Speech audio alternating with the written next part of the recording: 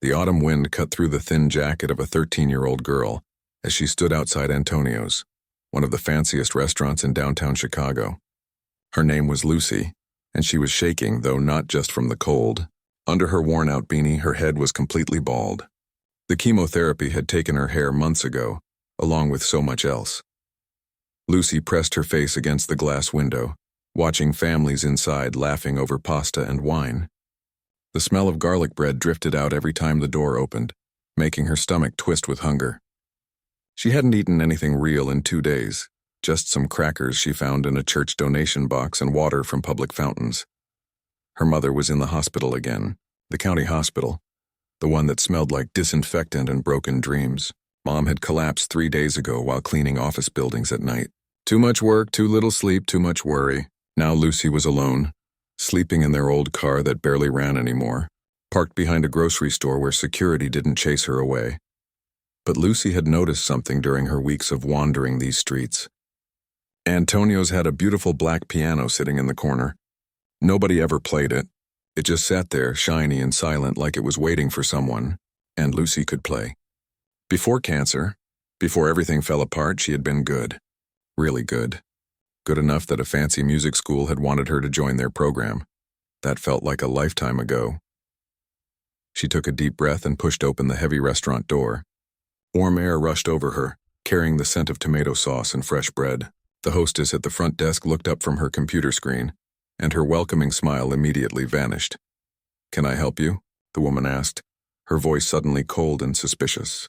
Her eyes traveled from Lucy's dirty sneakers up to her oversized jacket and the beanie covering her bald head. I was wondering."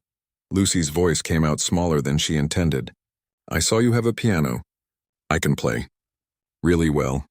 I was thinking maybe I could play some music for your customers, and in exchange, maybe I could get something to eat." The hostess's face twisted like she'd just smelled something rotten. "You want to what?" "I can play piano," Lucy repeated louder this time, though her voice shook. "I'm really good. I promise I won't cause any trouble. I'm really hungry."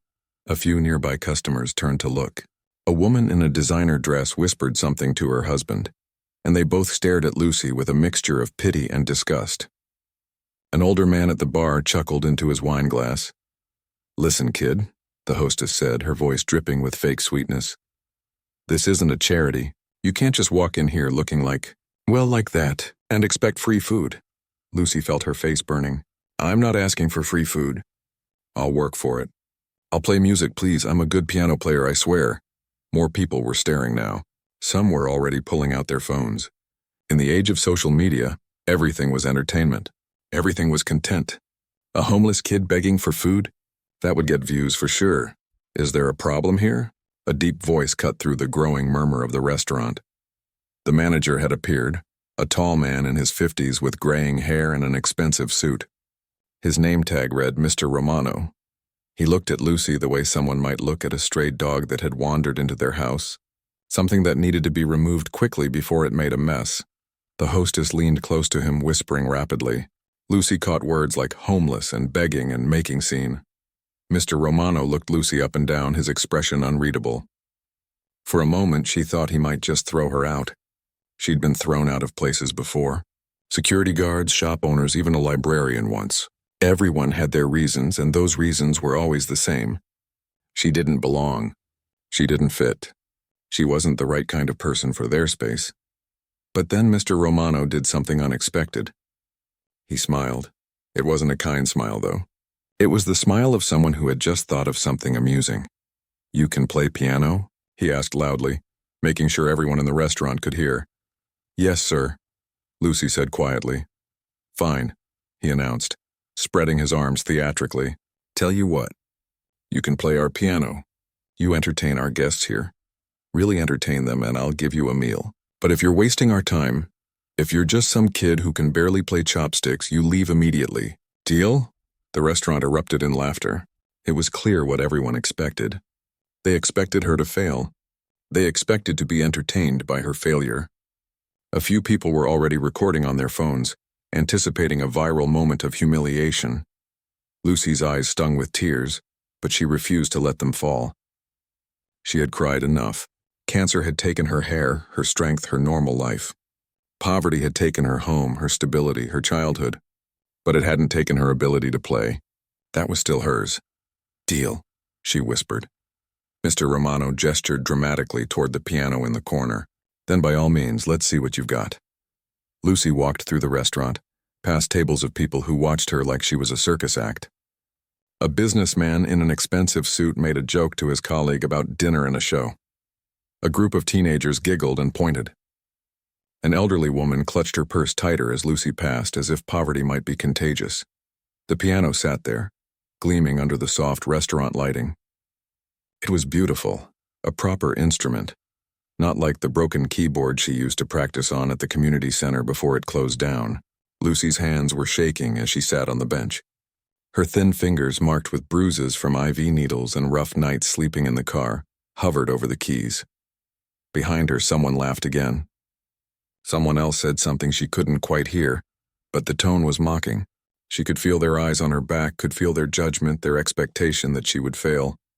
Lucy closed her eyes. She thought about her mother lying in that hospital bed.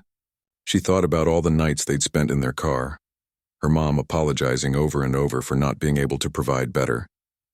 She thought about the music teacher who had told her she had a gift, that she could go somewhere with it, be someone. She thought about how hungry she was. And then, she began to play. The moment before Lucy's fingers touched the piano keys felt like an eternity. The restaurant buzzed with anticipation, the kind of cruel excitement people get when they think they're about to witness someone's embarrassment. Phones were out, cameras ready, social media apps open. This was going to be good content. Mr. Romano stood with his arms crossed, that smug smile still plastered on his face. He had already decided how this would end.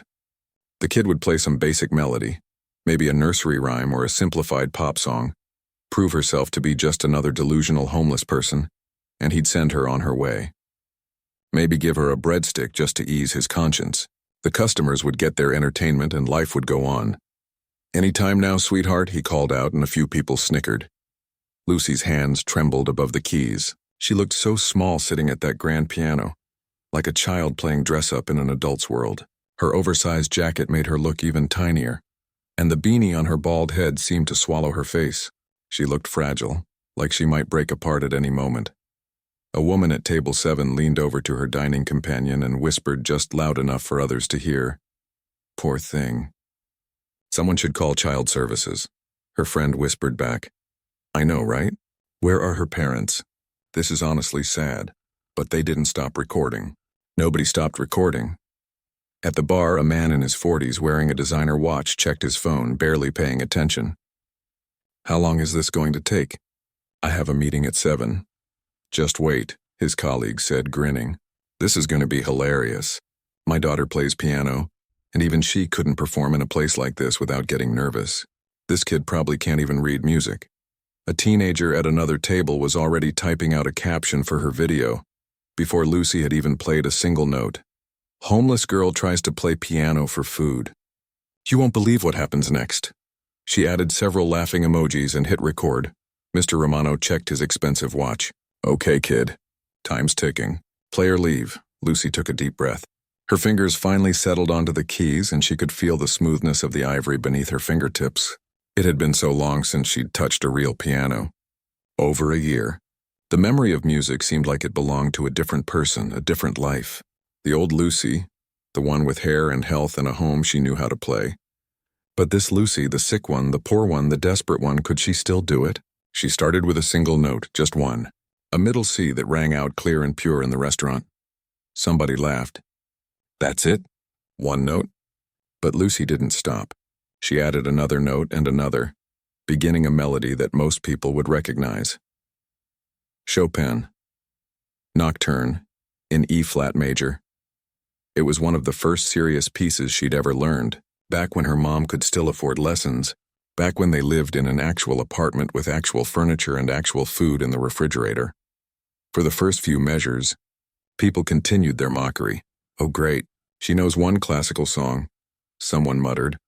"Probably saw it on YouTube," another person said. The businessman at the bar yawned dramatically. "This is what we're wasting time on? Someone get her a couple dollars so she can hit McDonald's and let's move on. Mr. Romano rolled his eyes and started to walk back toward the kitchen. In his mind, he'd given the kid her chance. She could play a little bit, sure, but nothing special. Nothing worth a full meal at his establishment.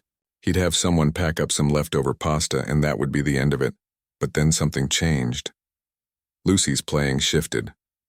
The notes that had started soft and hesitant suddenly became confident. Her fingers began to move faster, with a precision and grace that didn't match the frail, sick girl sitting at the bench.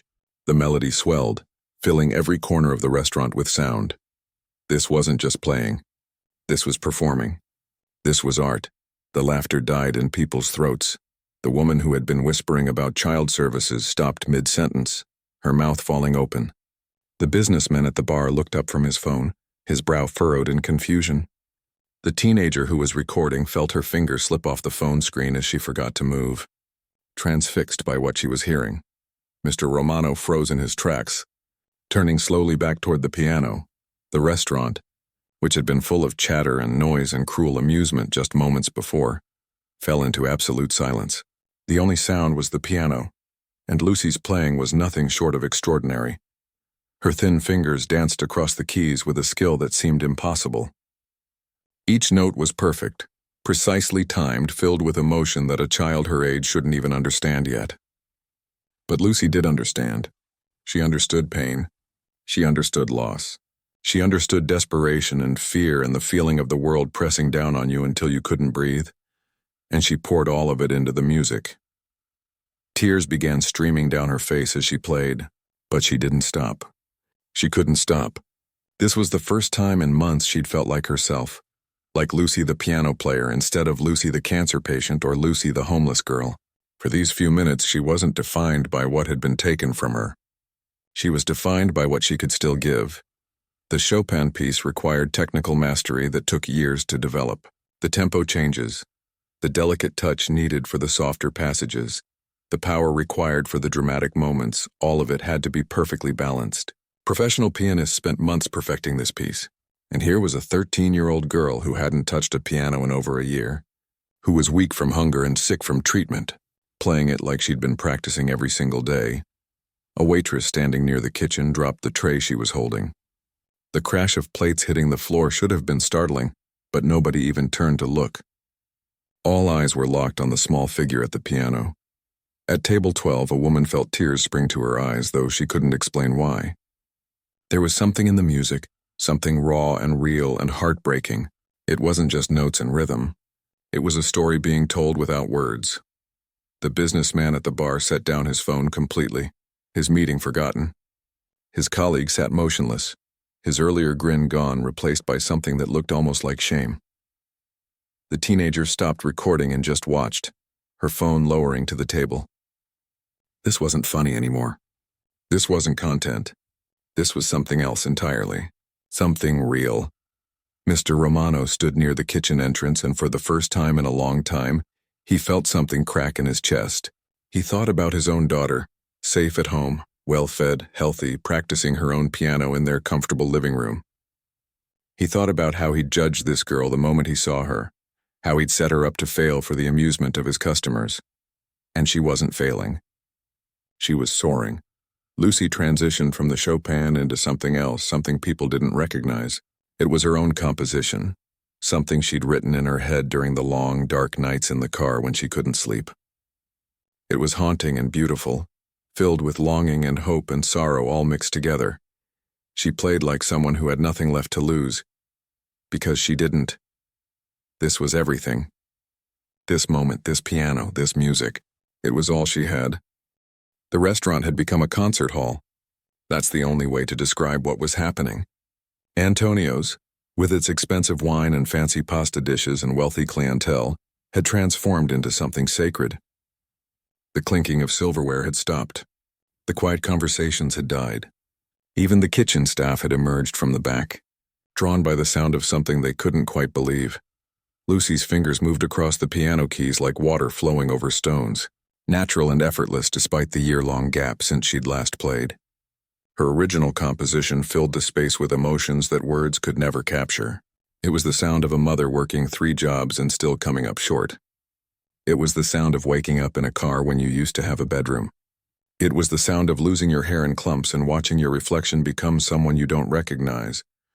But it was also the sound of hope, fragile and stubborn, refusing to die even when everything else was falling apart. At table 3, a middle-aged man felt his eyes growing wet. He was a lawyer, successful, wealthy, someone who dealt with facts and logic and had no patience for sentimentality. But something about this music was reaching past all his defenses. He thought about his own childhood, about struggles his family had faced that he rarely let himself remember. He'd worked so hard to distance himself from poverty that he'd forgotten what it felt like to be desperate. His wife reached across the table and squeezed his hand, tears running down her own face. They didn't speak. There was nothing to say. Near the window, a young couple sat frozen, their anniversary dinner forgotten. They'd been arguing before Lucy started playing. Some petty disagreement about money or time or the 1,000 small things couples fight about. Now, hearing this music, their argument seemed impossibly small. The woman looked at her boyfriend and saw tears on his cheeks, and she realized she was crying too. The teenager who had been preparing to mock Lucy online lowered her phone completely. She watched this girl, barely older than herself, playing with a skill and passion she'd never witnessed before. The teenager thought about her own life, her own complaints about homework and curfews and not getting enough likes on her posts. Suddenly, all of it felt hollow. Lucy's composition built toward something, each phrase adding another layer to the emotional landscape she was painting. Her playing had a quality that made you feel like you were inside her memories, experiencing her life through sound. There was a section that felt like joy, probably from before everything went wrong when she was just a kid who loved music. Then it shifted, became darker, heavier, the notes pressing down like the weight of the world.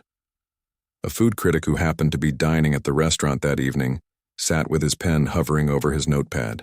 He'd come to review the food, but he found himself unable to write anything except the words extraordinary and heartbreaking over and over.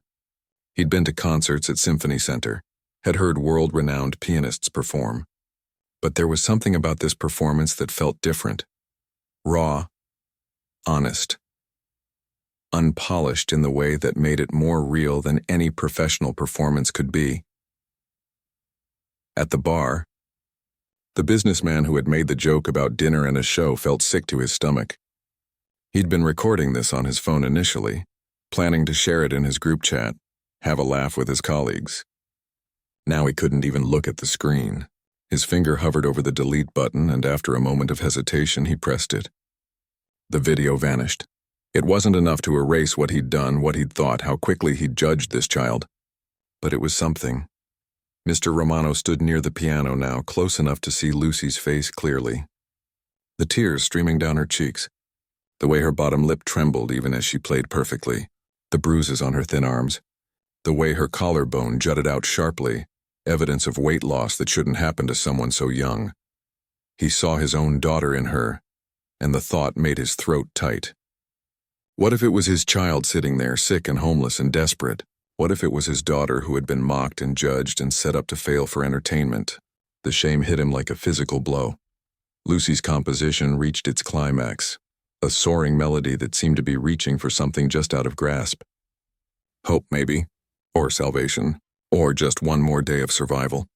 The notes rang out pure and clear, and in that moment every person in the restaurant felt something shift inside themselves. Then, slowly, gently, the music began to soften. Lucy's playing became quieter, more delicate, like a whisper or a prayer. The melody that had been so powerful moments before was now fragile, vulnerable, fading like the last light of sunset. And then, with one final soft note, she stopped. The silence that followed was absolute. No one moved. No one spoke. The only sound was Lucy's quiet breathing, ragged from emotion and the physical exertion of playing. For 10 seconds, maybe 15, the restaurant remained frozen in that silence. It felt wrong to break it, like speaking too soon would shatter something precious and irreplaceable. Then, from the back of the restaurant, someone started clapping. It wasn't polite applause, the kind you give out of obligation. It was loud, urgent, the kind of clapping that comes from genuine emotion. Within seconds, everyone joined in. The entire restaurant erupted in applause, but it wasn't just clapping. People were standing, chairs scraping against the floor as they rose to their feet. Lucy sat at the piano bench, her hands falling into her lap, unable to process what was happening. She'd expected mockery. She'd expected failure. She'd expected to be thrown out with nothing. Instead, people were standing and clapping, and some of them were crying, and she couldn't understand why. She'd just played piano. She'd done what she said she could do. That was all, but it wasn't all. Everyone in that restaurant knew they'd just witnessed something special, something rare. They'd seen talent, yes, but more than that. They'd seen courage. They'd seen dignity in the face of humiliation.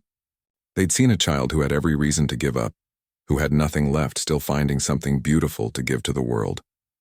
The applause continued, growing louder.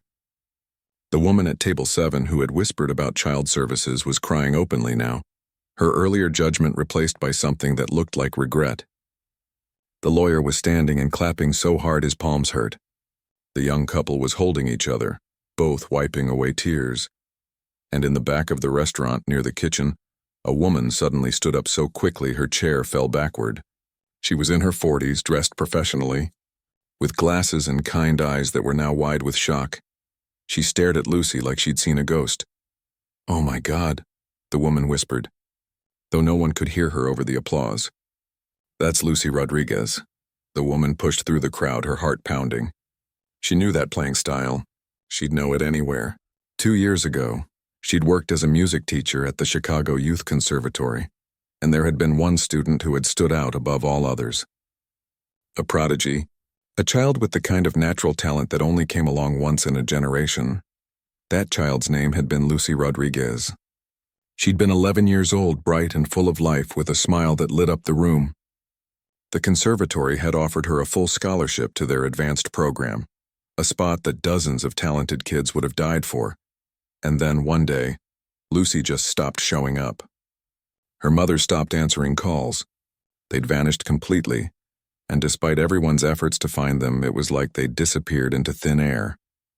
Now, the teacher understood why. The bald head, the thin frame, the desperation in her eyes. Cancer. Lucy had gotten sick, and from the looks of things, her family had lost everything trying to treat it. The teacher's name was Helen Price, and her hands shook as she pushed past the final few people standing between her and the piano. The applause was still going, but Helen barely heard it. She could only see Lucy, this ghost of the bright child she'd once known, now haunted and hollow, but still, impossibly, able to play like an angel. "Lucy," Helen said, her voice breaking. "Lucy Rodriguez." The girl at the piano looked up, her eyes red from crying, her face confused by all the attention. When she saw Helen, recognition flickered across her features, followed quickly by shame. Lucy looked down at her lap, at her dirty clothes and bruised arms. "Miss Helen," Lucy whispered. I'm sorry I disappeared. I'm sorry I couldn't come back. I'm sorry." Helen didn't hesitate. She stepped forward and wrapped her arms around the girl, pulling her into a hug that made Lucy's thin body feel even more fragile. "No," Helen said firmly, her own tears flowing freely now. "No, sweetheart. You have nothing to be sorry for. Nothing at all." The restaurant watched this reunion, not understanding the full context but recognizing the significance. This wasn't just a homeless girl who could play piano. This was someone special, someone with a story. Helen held Lucy for a long moment, feeling the girl's shoulders shake with sobs. The applause had faded now, replaced by a heavy silence as everyone in the restaurant sensed they were witnessing something deeply personal. Helen pulled back just enough to look at Lucy's face, her hands gently holding the girl's thin shoulders. "Lucy, sweetheart, where have you been? What happened to you?"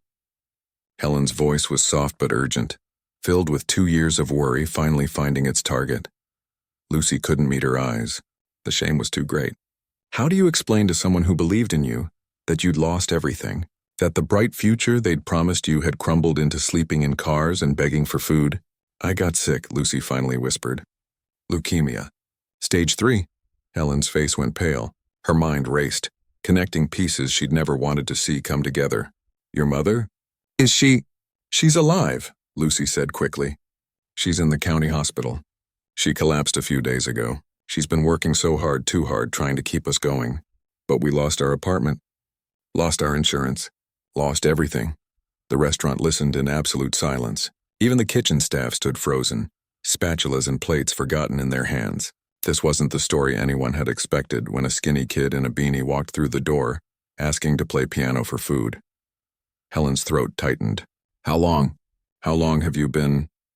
6 months without a home, Lucy said, her voice barely audible. We were staying at a shelter for a while, but they had a 30-day limit. Then we got the car, and that was okay for a bit. Mom kept saying it was temporary, that she'd save enough for a deposit on a new place. But the medical bills kept coming. Even after the charity programs, even after the payment plans, there was always more. Mr. Romano stepped closer, his earlier smugness completely gone. His face had gone ashen as Lucy spoke.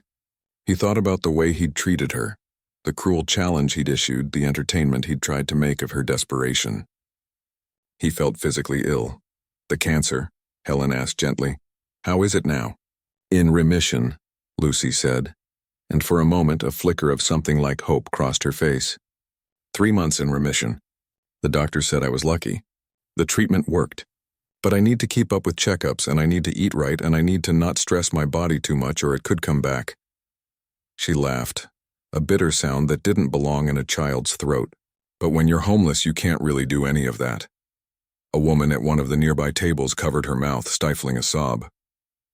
Her own daughter was about Lucy's age, healthy and safe at home, probably watching television or doing homework or complaining about something trivial. The woman couldn't imagine her child going through what Lucy had endured. Helen's mind was spinning. She'd spent 2 years wondering what happened to her most talented student, and now she knew. Now she understood why Lucy had disappeared. And the worst part was knowing that while Lucy had been losing her home and her health, Helen had been teaching other students, living her comfortable life, completely unaware. Why didn't you reach out? Helen asked, though she already knew the answer. Why didn't you contact the conservatory? We could have helped. Lucy finally looked up, and the expression in her eyes was older than her years. Miss Helen, we couldn't even keep the lights on. How was I supposed to ask you for help? What were you going to do, pay our medical bills? Give us a place to live? You're a music teacher, not a miracle worker. She paused, and I was embarrassed. I didn't want anyone to see me like this. She gestured to herself, to the bald head hidden under the beanie, to the bruises on her arms from needles and rough nights, to the clothes that hung off her like she was a child playing dress-up in adult clothing. I was supposed to be special, Lucy continued, her voice breaking. I was the talented one, the one with potential, the scholarship kid who was going places. How do you come back from that and say, hey, actually I'm homeless now and I can't even feed myself? People don't want to hear that story. The food critic in the corner felt tears streaming down his face. He'd written thousands of reviews, described hundreds of meals with flowery language and sophisticated vocabulary, but he had no words for this. There was no way to capture the tragedy and beauty of what he was witnessing. The businessman at the bar, the one who had made the cruel joke earlier, suddenly stood up. His hands were shaking and his face was flushed with shame. He walked toward the piano and everyone watched him, uncertain what he was going to do. He stopped a few feet away from Lucy and Helen. I'm sorry, he said, his voice rough. I'm so sorry, I said. I made a joke. Before you played, I was cruel and I'm sorry. Lucy looked at him, this wealthy man in his expensive suit, and she saw tears in his eyes. She didn't know what to say. Sorry didn't change anything. It didn't give her back her home or her health or her childhood, but she nodded anyway. It's okay. It's not okay, the man said firmly. He pulled out his wallet, hands fumbling as he opened it. Inside were credit cards and cash, the casual wealth of someone who'd never had to worry about where his next meal came from. He pulled out all the cash, several $100s, and held it out to Lucy. Please, take this, it's not enough. I know it's not enough, but please. Lucy stared at the money like it might disappear if she reached for it. That much cash could buy food for weeks. It could get her mother's medication refilled. It could fix the car's broken heater before winter really hit. Helen gently took the money from the businessman and tucked it into Lucy's jacket pocket. Thank you, she said to him, her voice steady even though her eyes were wet. More people started moving. The woman who had whispered about child services approached with her purse open. The young couple came forward with whatever cash they had. The lawyer at table 3 wrote a check with shaking hands, an amount that made his wife gasp. Mr. Romano stood watching this unfold, and something inside him broke open. He thought about his daughter, probably sitting at their dinner table right now, complaining about the homework she didn't want to do or the phone her parents wouldn't buy her, safe, fed, healthy, all the things he'd taken for granted. He pushed through the small crowd forming around Lucy. "Miss Price," he said to Helen, his voice thick with emotion. "I need to know everything. Her mother is at county hospital. What's her condition? What does Lucy need?" Helen looked at him, this man who had set Lucy up for humiliation, and saw genuine remorse in his eyes. People made mistakes. People could change. She believed that. "Her mother's name is Rosa," Helen said. "She's been overworking herself to exhaustion." Lucy said she collapsed. "They've been living in their car for months." She paused, then continued. "Lucy needs stability. She needs regular meals, a safe place to sleep, continued medical monitoring. She's 13 years old and she's in remission from cancer, which means her immune system is compromised. Living on the streets is basically the worst possible scenario for her health." Mr. Romano nodded, his jaw set with determination. Okay. He pulled out his phone. "I have connections. My wife volunteers with several charities. My brother-in-law is a doctor at Northwestern. We can figure this out." The teenager who had been recording earlier approached hesitantly. Her phone was in her hand, but she wasn't filming now. She said, her voice small. "I have like 3 million followers on social media. If I shared Lucy's story, people would help. They'd donate. I've seen it happen before." Lucy looked at all these people, these strangers who had been laughing at her just minutes ago, and couldn't process what was happening.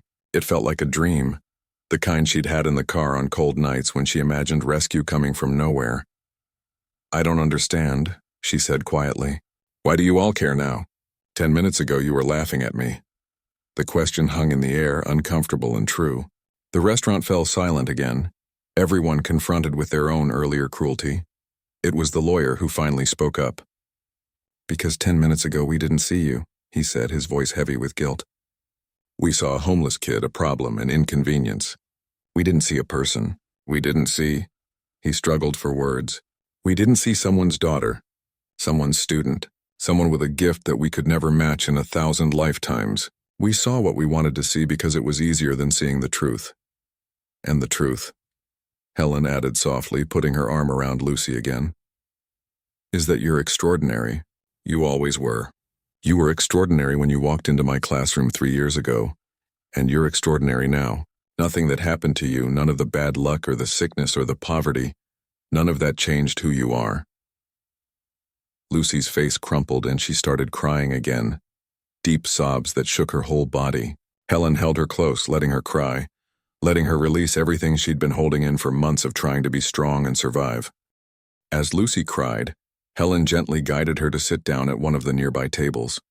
Mr. Romano quickly cleared it off and pulled out a chair. Someone brought water, someone else brought a cloth napkin. These small gestures of care, things Lucy had gone without for so long, made her cry harder. The restaurant had become something different now. No one was eating anymore. No one was checking their phones or thinking about their next appointment. Everyone was focused on this girl and her story, this tragedy that had unfolded right in their city while they went about their comfortable lives. Helen sat beside Lucy, holding her hand. "Can you tell us what happened?" she asked gently. "From the beginning? You don't have to, but maybe if people understand." Lucy took a shaky breath and nodded. The words came slowly at first, then faster like a dam breaking. "I was 11 when I got sick," she started. "We didn't know what was wrong at first. I was just tired all the time. Like couldn't get out of bed tired, and I kept getting bruises from nothing. Mom thought maybe I wasn't eating enough or I needed vitamins or something." She took a sip of water, her hand still shaking. "Then I got a fever that wouldn't go away. Mom took me to the urgent care clinic and they did blood tests. Everything happened really fast after that. They sent us to the hospital. More tests. Then a doctor came in and said the word, leukemia." Around the table, people had gathered close to listen. The businessman who had apologized earlier stood with his arms crossed, his face grim. The young couple held hands, both crying quietly. The lawyer had pulled out a notepad, writing down information, already thinking about how he could help. "We had insurance through Mom's job," Lucy continued. She was working at a hotel as a housekeeper. But it was bad insurance, the kind that doesn't really cover much. The copays were huge, and then there were things insurance wouldn't cover at all. Special medications. Tests they said were experimental, even though my doctor said I needed them. She paused, remembering. Mom started working more hours. Then she got a second job cleaning offices at night. Then a third job on weekends. She was barely sleeping. I was in the hospital a lot doing chemotherapy. It was awful. I lost my hair. I lost weight. I threw up all the time, but Mom was there every day, sometimes just for an hour between her jobs, but she was always there. Helen squeezed her hand. Your mother loves you very much. I know, Lucy said, her voice cracking. That's why it's so hard. She sacrificed everything for me and we still lost. She continued her story, and each detail was more heartbreaking than the last. How they'd fallen behind on rent because medical bills took priority. How the landlord had been understanding at first, then less so than not at all. How they'd been evicted and had to quickly pack whatever they could fit in their old car. We stayed with Mom's friend for a while, Lucy said, but she had her own family and not much space. Then we found a shelter. They were nice there, but you can only stay for 30 days. After that, we were in the car. She described life in the car with a matter-of-fact tone that somehow made it worse. How they parked behind different stores each night, hoping security wouldn't chase them away. How they used gym memberships to shower. How her mother would wake up at 5 in the morning, get ready in a gas station bathroom, and go to work like everything was normal. Mom didn't want anyone to know, Lucy explained. She was afraid they'd call child services and take me away. She said as long as we were together, we could figure it out. But then she got so tired. She was working all the time, barely eating because she wanted to make sure I ate. Her body just gave up. Mr. Romano wiped his eyes. He'd been in the restaurant business for 30 years. He'd seen wealth and poverty, success and failure. But hearing this child describe her mother working herself to death just to keep them together hit him differently than anything he'd experienced before. 3 days ago, Mom was walking to her night job, Lucy said. I was in the car, supposed to be sleeping. But I saw her stumble. She tried to catch herself, but she just fell. I got out and ran to her, but she wouldn't wake up. Someone called an ambulance. She took another shaky breath. They took her to county hospital. The doctors said it was exhaustion and malnutrition. She'd lost 30 pounds in 3 months. Her body was shutting down. They're keeping her there, giving her fluids and vitamins and watching her heart because apparently working yourself to death actually affects your heart. The woman who'd been sitting at table 7 couldn't stay silent anymore. What about other family? Your father? Grandparents? Lucy shook her head. My dad left before I was born. Mom's parents died when she was young. It's just us. It's always been just us. Helen looked at Lucy with renewed heartbreak. This child had been so alone. While Helen and the conservatory had been wondering where their talented student went, Lucy and her mother had been fighting this battle entirely by themselves, too proud or too scared to ask for help. After they took Mom to the hospital, I didn't know what to do, Lucy continued. I went back to the car and just sat there. I still had about $10 and I made it last 2 days. Crackers and water mostly, but today the money was gone and I was so hungry. She looked around at the restaurant at all these people who now cared and laughed bitterly. I walked past probably 20 restaurants today. But I was scared. I thought people would just throw me out or call the police. Then I saw the piano here through the window and I remembered that I used to be good at something. That maybe I could trade the one thing I still had. You're still good, Helen said firmly. Lucy, you're more than good. What you just played, that's professional level, conservatory level. That's the kind of playing that takes people decades to achieve. And you did it after not touching a piano for a year. The teenager with the social media following spoke up. Miss Helen is right. I recorded the whole performance and I've already watched it 3 times. It's incredible. People need to see this. They need to know what happened. Lucy looked uncertain. I don't want to be famous for being poor and sick. No, the teenager said quickly. That's not what I mean. I mean people need to see your talent, your strength. Your story matters not as some sad case, but as proof that there are amazing people right here in our city who need help, that we walk past them every day and never see them. Mr. Romano pulled up a chair and sat across from Lucy. His earlier arrogance was completely gone. He looked like a man confronting his own failures. Lucy, he said seriously. I owe you an apology that goes beyond words. The way I treated you when you came in, the challenge I gave you, I was cruel. I was using your desperation as entertainment for my customers. He glanced around at the crowd, many of whom looked away in shame. We all did. And we were wrong. He leaned forward. But I want to make it right. Tell me about your mother. Which hospital? What's her name? What do you both need? Lucy gave him the information. County General. Rosa Martinez. Room 412, needed rest, needed medication, needed hope. And you, Mr. Romano continued. When was the last time you had a real meal? Lucy thought about it. A week ago?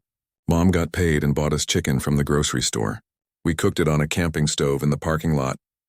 Several people around the table looked physically sick at this information. A week without a proper meal. A 13-year-old child, recovering from cancer, going hungry for a week. Mr. Romano stood up. Marco! He called out to the kitchen. I need you to prepare food. Lots of it, healthy food, protein, vegetables, fruit, and pack it up so Lucy can take it with her. He turned back to Lucy. Tonight you're not going back to that car. We're going to figure out a better solution. And tomorrow we're going to the hospital to see your mother and make sure she gets what she needs. Lucy's eyes widened. I can't ask you to. You're not asking, Helen interrupted gently. We're offering. We're insisting, actually. The lawyer stepped forward. I practice family law. If there are any legal issues, custody concerns, anything like that, I'll handle it pro bono. No one is separating you from your mother. The businessman added. I work in real estate development. I can make some calls about housing. There are programs, resources. We'll find something. The woman from Table 7 spoke up. I work for a nonprofit that helps families in crisis. We provide emergency assistance, help with bills, connecting people to services. I'm giving you my card and I want you to call me first thing tomorrow. More people chimed in. A doctor offered to review Lucy's medical records and make sure she was getting proper follow-up care. Someone else knew about programs that helped with medical debt. Another person worked at a food bank and could arrange regular meal supplies. Lucy sat in the middle of all this, overwhelmed. These were strangers. An hour ago they'd been laughing at her. Now they were offering to change her life. I don't understand, she whispered. Why are you all being so nice now? The room fell quiet. It was the same question she'd asked before, and it deserved a better answer than they'd given. Finally, the woman from Table 7 spoke. Because you reminded us of something we'd forgotten, she said softly. You reminded us that poverty doesn't happen to bad people or lazy people or people who deserve it. It happens to talented musicians and hardworking mothers and kids who should be worrying about homework, not where their next meal comes from. Within 20 minutes of Lucy finishing her performance, Antonio's restaurant had transformed from a place of mockery into a headquarters of hope. People who had come for dinner were now making phone calls, writing down information, coordinating efforts to help a girl they hadn't known existed an hour ago. Mr. Romano stood in the center of it all, directing his staff with a purpose he hadn't felt in years. Marco, keep that food coming. I want enough for several days, all packaged up, and make it nutritious. This girl is recovering from cancer. She needs real food, not just pasta. In the kitchen, the cooks worked with tears in their eyes, preparing meals like their lives depended on it. They added extra portions of chicken, included containers of fresh vegetables, packed up fruit. One cook, a grandmother herself, made special soup, the kind her own mother used to make when someone was sick. For strength, she said, sealing the container with care. Helen had her phone pressed to her ear, speaking rapidly to someone at the conservatory. I don't care what time it is, this is an emergency. Lucy Rodriguez is alive, she's here, and she needs help immediately. Yes, the Lucy Rodriguez? The scholarship student who disappeared 2 years ago. Trust me, you'll want to mobilize every resource we have. The businessman who had apologized earlier was also on his phone, but his conversation was different. Tom, it's Robert. I need you to open the foundation account. I'm making a donation. $50,000. Yes, tonight. I'll send you the details, but I need it processed immediately. No, not for a tax write-off. Just do it.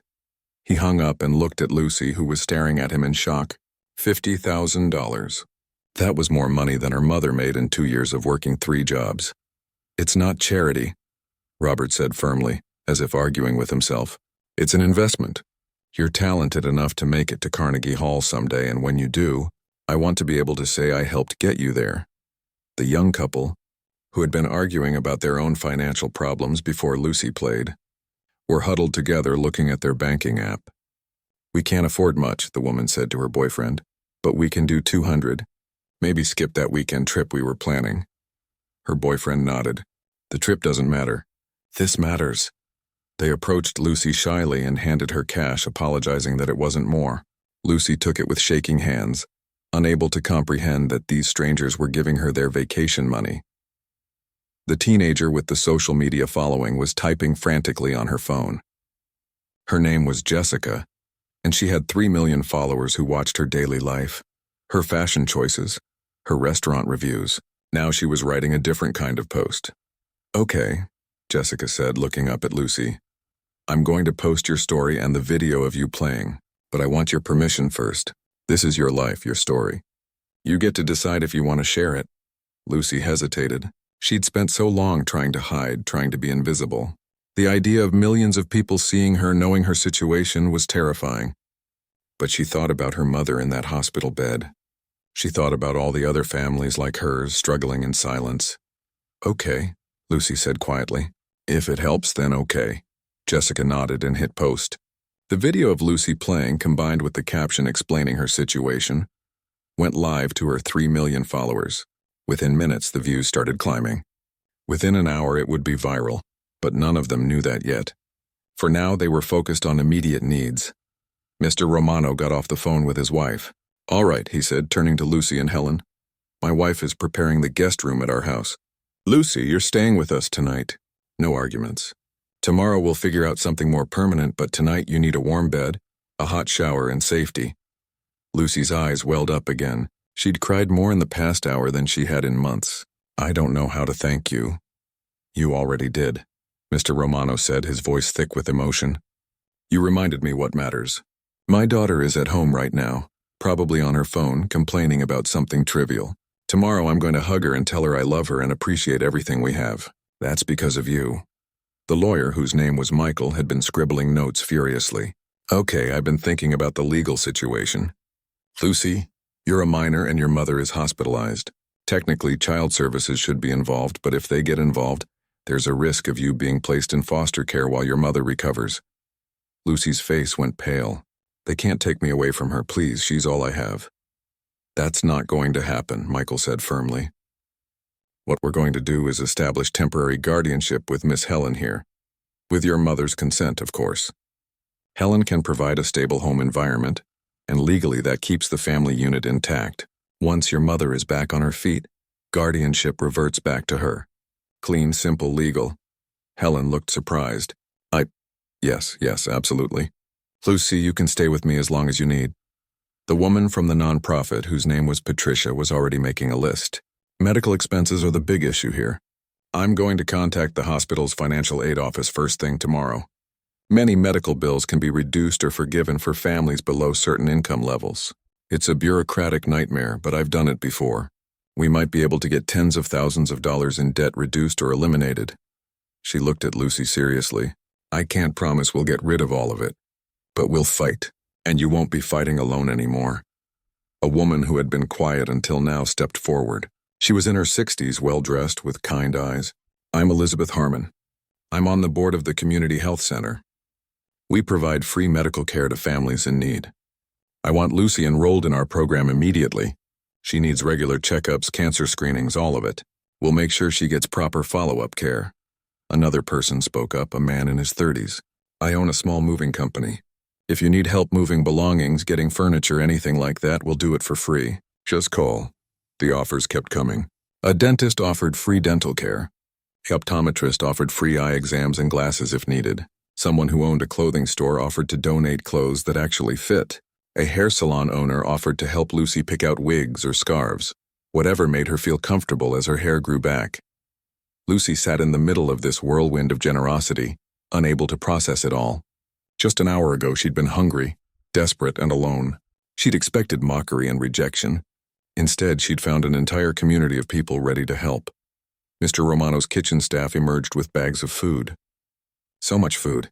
Containers of pasta, grilled chicken, roasted vegetables, fresh bread, fruit salads. Enough to feed Lucy and her mother for days. This is too much, Lucy protested weakly. It's not enough, Marco the cook said firmly. You come back anytime you're hungry, understand? You don't even ask. You just come in and we feed you. That's how it works now. Helen was crying again, watching this outpouring of support. She thought about the 2 years Lucy had been missing, struggling in silence, and wished desperately that someone had found her sooner. But they had found her now. That had to count for something. Robert, the businessman who had donated $50,000, pulled Mr. Romano aside. I know some people, he said quietly. Wealthy people. People who like to help with worthy causes. What if we set up a trust fund for Lucy? For her education, her future. Get enough people involved, we could set her up for life. Mr. Romano nodded slowly. I like that. I know some people too. Between us, we could probably raise serious money. Let's do it, Robert said. But quietly. I don't want this to become a spectacle. Lucy deserves better than being paraded around for people's entertainment. Across the room, Jessica checked her phone and gasped. Oh my God. The video has 50,000 views already, and people are commenting asking how they can help. She showed Lucy the screen. Comment after comment scrolled by. People offering money, resources, prayers, support. The video had been live for less than an hour, and already it was spreading across the internet. This is going to explode, Jessica said, her eyes wide. By tomorrow morning, millions of people are going to know your story. Lucy felt dizzy. She'd wanted help, but this was beyond anything she'd imagined. The idea of being known, of having her struggle broadcast to the world, was overwhelming. Helen sensed her panic and put a hand on her shoulder. Hey, look at me. You don't have to do anything you're not comfortable with.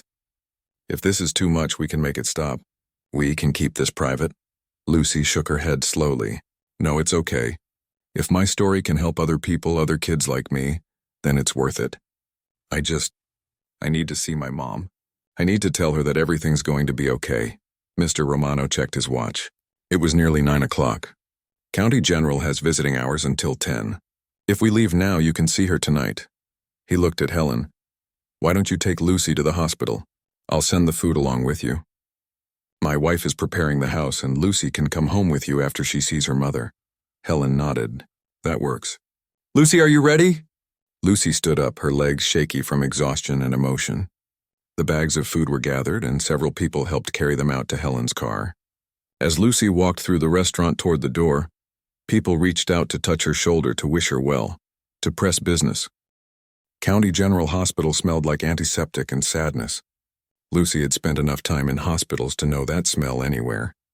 She and Helen walked through the hallways carrying bags of food, past tired nurses and worried families toward room 412. Lucy's hands were shaking as they approached the door. What would she say to her mother? How could she explain everything that had happened in the past few hours? It felt like a dream, and Lucy was afraid that if she tried to put it into words, it might all disappear. Helen squeezed her shoulder. Do you want me to come in with you, or do you want to see her alone first? Come with me, Lucy said quickly. Please. They pushed open the door together. The room was small and dim, lit only by the glow of medical equipment. In the bed, hooked up to an IV, was Rosa Martinez. She looked tiny under the hospital blankets, her face pale and drawn. She'd lost so much weight that Lucy barely recognized her. But when Rosa's eyes opened and saw Lucy standing in the doorway, her face transformed with relief and joy and worry all at once. Mija, Rosa whispered, trying to sit up. Baby, where have you been? I've been so worried. Are you okay? Did you eat? Lucy rushed to her mother's side, tears already streaming down her face. Mom, I'm okay. I'm fine, and I have so much to tell you. Rosa's eyes moved past Lucy to Helen, and confusion crossed her face. Miss Helen? Is that you? Helen stepped forward with a gentle smile. Hello, Rosa, it's been a long time. We have a lot to catch up on, but the short version is, your daughter is extraordinary and help has arrived. Over the next hour, Lucy and Helen told Rosa everything. About Lucy walking into the restaurant, about the mockery and the challenge, about the performance and the transformation, about the people who had stepped up to help, the money that had been donated, the resources that were being mobilized. Rosa listened with tears streaming down her face, unable to speak. When they finished, she pulled Lucy into a fierce hug, holding her like she might disappear. "I'm so sorry," Rosa sobbed.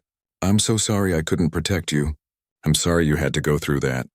"No, Mama," Lucy said firmly. "You did protect me. You worked yourself sick protecting me. You never gave up. That's why we're still here." Helen gave them privacy for a few minutes, stepping out into the hallway. She pulled out her phone and saw dozens of messages. The conservatory wanted updates. Her friends wanted to know if the story they were hearing was real. And there were messages from strangers, people who had seen Jessica's video and wanted to help. The video. Helen opened the app and searched for it. Her breath caught in her throat. The view count had skyrocketed.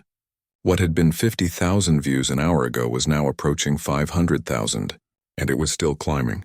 The comments section had exploded. Thousands upon thousands of people sharing their thoughts, their emotions, their desire to help. Many were sharing their own stories of struggle and hardship. Others were asking where they could donate. Some were just expressing shock and awe at Lucy's playing. One comment had been liked tens of thousands of times. "I've been a professional pianist for 30 years. And this 13-year-old girl plays better than I ever will." This is what pure talent looks like. This is what happens when someone truly has music in their soul. Helen felt her phone buzz with an incoming call. "Unknown number," she answered hesitantly. "Hello, is this Helen Price?" a woman's voice asked. "Yes, this is she. My name is Linda Chen. I'm a producer for the morning news show Rise and Shine Chicago.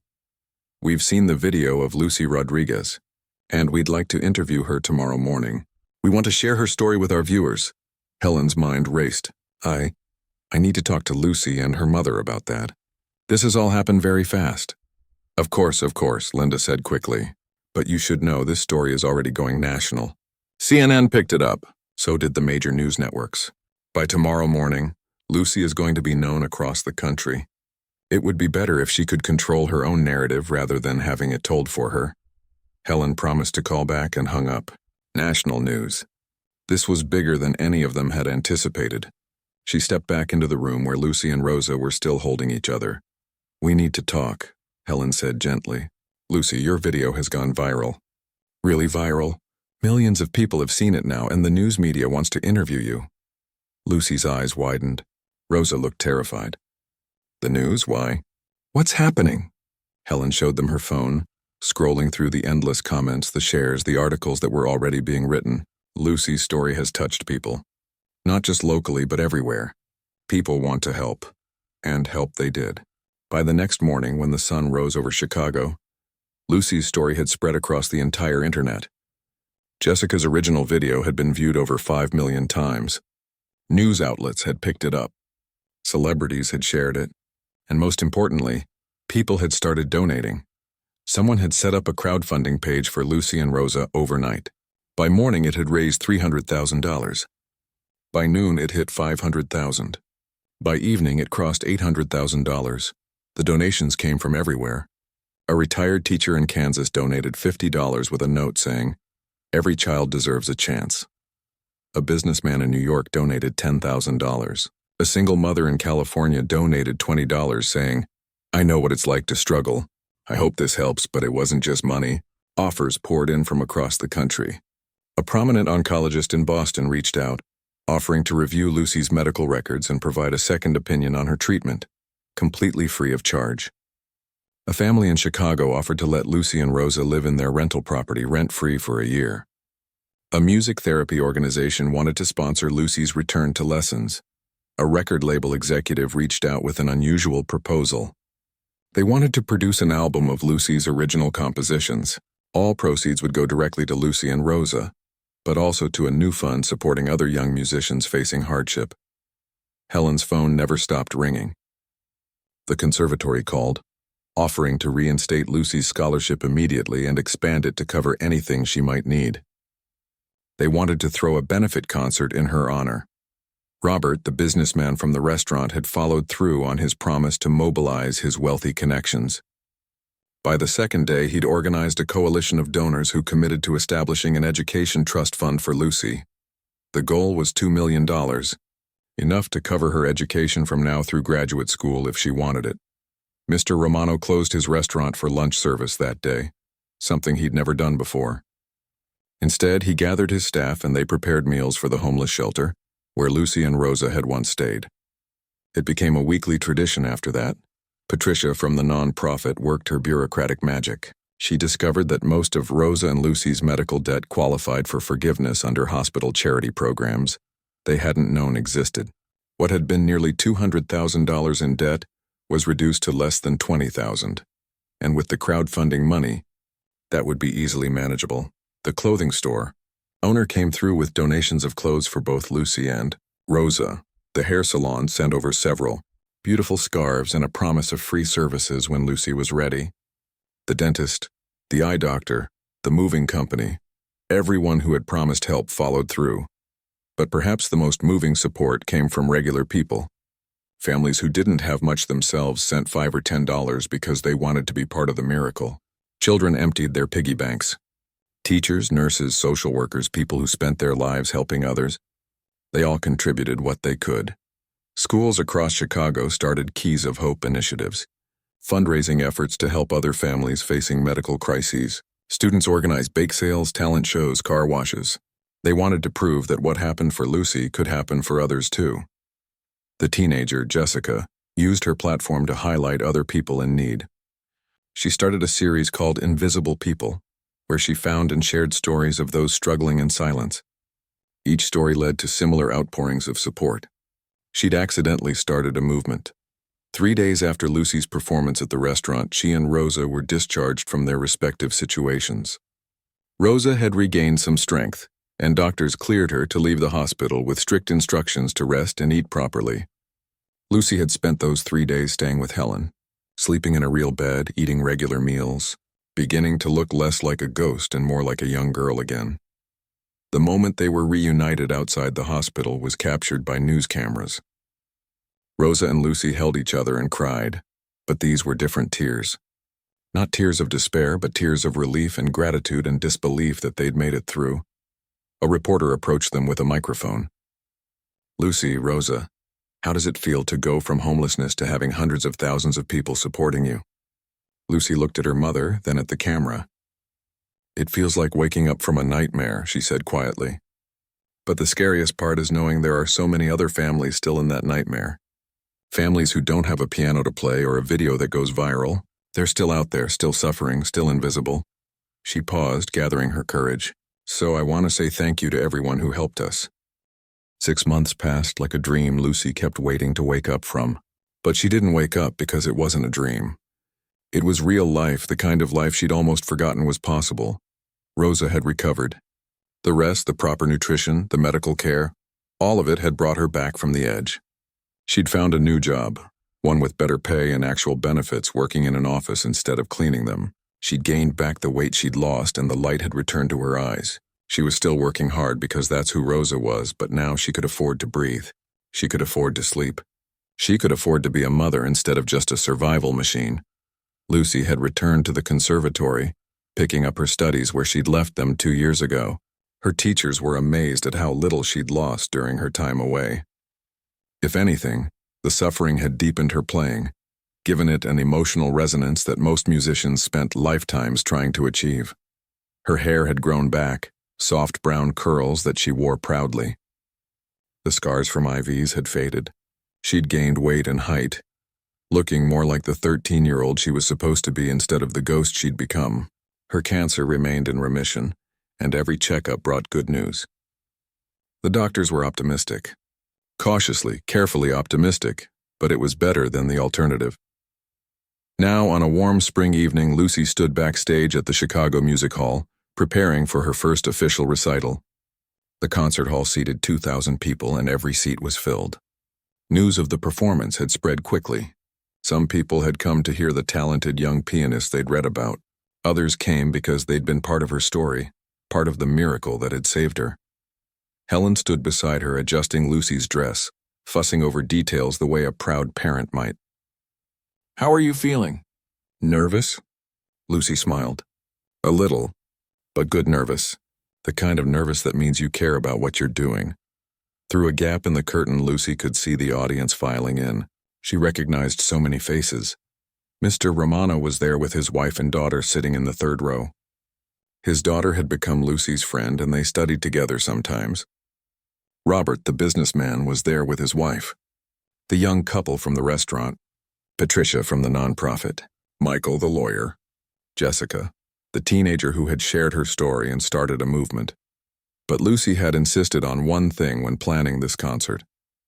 Half of the seats were reserved for people who couldn't normally afford to attend such events, families from homeless shelters, kids from underfunded schools, people who were struggling, who needed to be reminded that they mattered, that they were seen.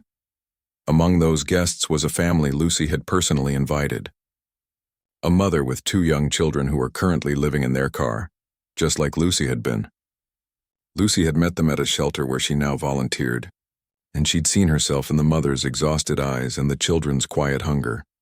After tonight's concert, that family would leave with information about resources, connections to people who could help, and enough money from Lucy's own fundraising to get them started toward stability.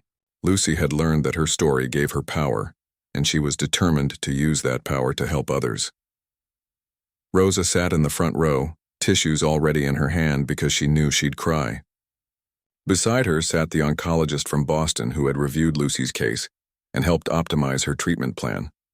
He'd flown in just for this performance, moved by Lucy's determination to turn her suffering into something meaningful. A stage manager approached Lucy. 5 minutes. Miss Rodriguez. Lucy took a deep breath. Helen squeezed her hand. You're going to be amazing. Just like you always are. Miss Helen, Lucy said softly. Thank you. For everything. For never giving up on me even when I was gone. Helen's eyes filled with tears. Sweetheart, you were never gone. You were just lost for a little while, but you found your way back. The lights in the auditorium dimmed. The audience quieted. Lucy walked onto the stage and the applause that greeted her was thunderous. It lasted nearly a minute. 2,000 people standing and clapping for this young girl who had survived so much. Lucy sat at the beautiful grand piano, so different from the one at Antonio's restaurant but no less meaningful. She looked out at the sea of faces, all these people who had become part of her story. She thought about the night 6 months ago when she'd been hungry and desperate and terrified. She thought about how close she'd come to giving up entirely, but she hadn't given up, and neither had all these people who had reached out to help her. Lucy placed her hands on the keys and began to play. She started with the same Chopin nocturne she'd played that night in the restaurant, a deliberate choice. The audience recognized it, and many of them felt transported back to that moment when everything changed. But this time, Lucy's playing was even better. She'd had 6 months of proper rest, proper nutrition, proper training. Her fingers moved with confidence and grace, drawing out every emotion the piece had to offer. The pain was still there in her playing, but now it was balanced with hope, with gratitude, with joy. She played several classical pieces demonstrating the technical mastery that had earned her the scholarship in the first place. The audience listened in rapt attention, many of them not really understanding classical music but understanding that they were witnessing something special. Then Lucy transitioned into her original compositions. She'd written several new pieces over the past 6 months, each one telling a different part of her story. There was one about her mother's love, slow and gentle and strong, another about the fear of being sick, discordant and urgent, a third about living in the car, lonely and cold but with small moments of beauty. And then she played a new piece, one she'd finished just last week. She called it The Restaurant, and it told the story of that night in musical form. It started harsh and mocking, the notes sharp and uncomfortable. Then it shifted, becoming confused, then beautiful, then overwhelming. It ended on a note of hope, a simple melody that suggested new beginnings. As Lucy played, she watched the audience. She saw Mr. Romano wiping his eyes. She saw Robert holding his wife's hand, both of them crying. She saw the mother with 2 young children, the one living in her car, watching with an expression that mixed pain and hope. When the piece ended, Lucy stood and addressed the audience directly. This hadn't been part of the program, but she'd decided that morning that she needed to say something. Thank you all for coming tonight, she said, her voice carrying through the microphone. 6 months ago, I walked into a restaurant and asked if I could play piano for food. I was hungry and scared and desperate. Most of the people there laughed at me. They thought I was a joke, an inconvenience, someone to be mocked. The audience was silent, hanging on every word. But then I played and something changed. People saw me, really saw me for the first time, and they decided to help.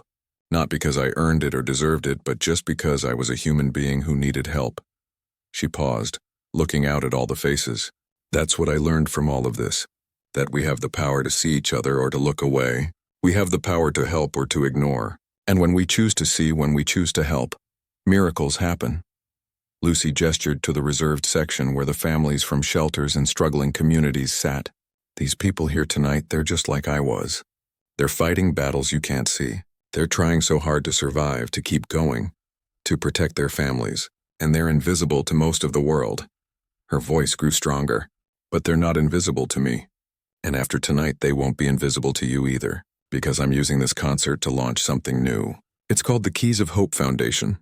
Helen smiled from the wings. She'd been helping Lucy plan this for months. The Keys of Hope Foundation is going to put pianos in homeless shelters, hospitals, community centers, anywhere people are struggling, Lucy explained. Because music saved me.